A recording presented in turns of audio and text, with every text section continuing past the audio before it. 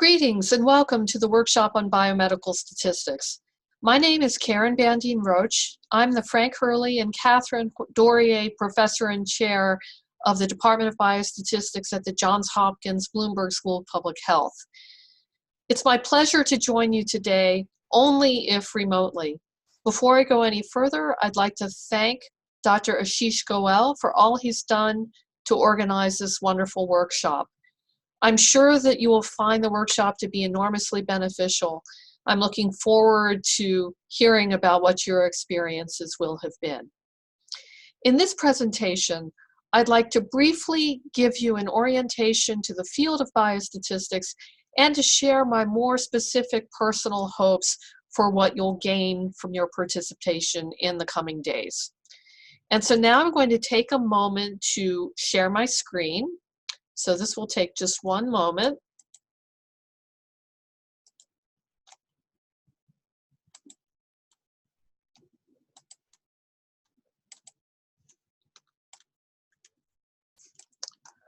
All right, so once again, welcome. Let's begin by thinking about what biostatistics is. One definition appears for you at the bottom of the slide. That is that biostat is the scientific use of quantitative information to describe or draw inferences about natural phenomena. And so you can see a few keywords highlighted here. Biostatistics is indeed its own science. Like any other, we have our own accepted theory, practice, and ethical standards. Your focus in the coming days will be on learning to use tools that we offer to conduct your own science. We do indeed have a focus on quantitative information, and then a major purpose is to conduct inference, which is to conclude or to surmise information from evidence. Biostatistics is also the application of statistical reasoning and methods to the solution of biological, medical, and public health problems. And if I may offer just one more definition, here's one that I have come to as I synthesize my thinking over the years, which is to consider biostatistics as the science and practice of learning from biomedical data involving appreciable variability or uncertainty. Reading this actually gives me joy and fulfillment because virtually all of the data that we encounter in biology, public health, and medicine involve variability or uncertainty. And so this means that biostatistics becomes a very useful and frequently needed tool for scientific endeavor. I'd like to go on to give you a few examples to further excite you about biostatistics, because indeed we do evaluate evidence addressing what I consider to be, because they're biological, the world's most interesting problems. Here are some examples of questions our own faculty here in the Johns Hopkins Biostatistics Department are currently evaluating. How does lead exposure change the brain? Which genes underlie pancreatic cancer? Does the epigenome mediate folate benefits in pregnancy? What does insomnia look like? Well, if you're me, it looks like this. But if you're a data scientist, it looks like what you see at the top of this slide.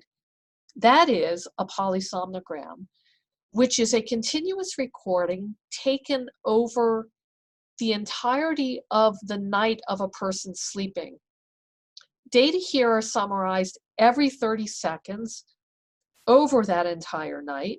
And you can see a variety of different channels, including, for example, EEG, traces of waves in the brain in multiple frequencies. You can see snoring, breathing, saturation of oxygen in the blood, and various other things. Now consider yourself as a data analyst faced with this information. And your task is to make sense of what you see. One summary might be such as appears at the bottom of the slide, and that is just a tracing of sleep stages over the course of the night. What I'm really hoping is that this consideration can give you a sense of the excitement of the problems biostatistics can address as you proceed in your learning over the coming days. Continuing on to just a few more examples, how can we target treatments to the people who can benefit from them? Can we help doctors decide where they can operate during brain surgery? Can we intervene on biological aging? That's my own example. I work closely with geriatricians and gerontologists, and indeed, I consider myself a gerontologist, considering why, for example, people of exactly the same age may differ dramatically in their phenotypes, all the way from robust and highly functional to frail and very vulnerable. And finally, do parity laws cause increased autism services use? All these questions, once again, are problems our faculty are addressing, as well as many more. They indeed use some of the ideas to which you will be exposed in the coming days. Here's a slide to give you the main goals of biostatistics, becoming a little bit more specific. And the first is that biostatistics can help us to generate hypotheses. Knowing biostatistics helps to formulate data that, helps to formulate questions that data are capable of addressing strongly. A second is that biostatistics helps us to design and conduct studies to generate evidence. Things like knowing how many people are needed to draw a strong scientific conclusion, how to measure things precisely and accurately, what are the most efficient ways of determining who receives treatment or who should be studied in terms of risk factors in order to draw strong conclusions with as little cost as possible, and so on. Thirdly, biostatistics is involved with descriptive statistics, which have to do with describing the distributions of observations, where by distributions, I mean what are the possible values that can occur in a variable, such as blood pressure or age or having a disease, so the possible values, as well as how frequently does each value occur in one sample.